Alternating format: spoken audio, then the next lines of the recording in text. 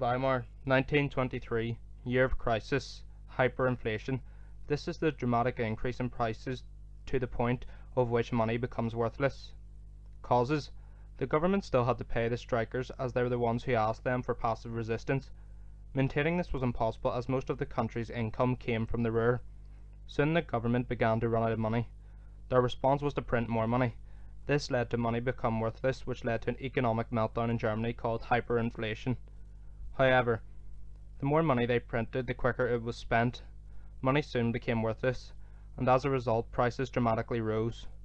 People found their savings, pensions, and wages worthless. Workers were soon paid 2 times a day. Prices would rise from the end of the queue until the start. Effects. Negative effects. The middle class found their savings were wiped out. This made them angry at the democratic government. Older people found their pensions now worthless as they were set on a fixed rate. This led to an increase in deaths amongst pensioners as they did not have the right amount of money for their hardship. Some businesses collapsed as they found it impossible to conduct any business. Financial confidence was destroyed. A loaf of bread, which cost 250 marks in January, had risen to 200 million marks in November. Unemployment by the end of 1923 rose. As only 1 in 3 trade unions worked full-time, there was an increase in mortality rate as suicides rose. People yet again felt let down by the new democratic government. Passive resistance was a catastrophic failure.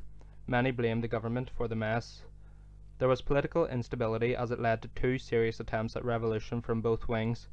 The left wing has plans for German October and the right wing attempt by Hitler and his National Socialists to take over Germany in the Munich Putsch. Positive effects. Some businesses such as debtors, exporters and investors did well.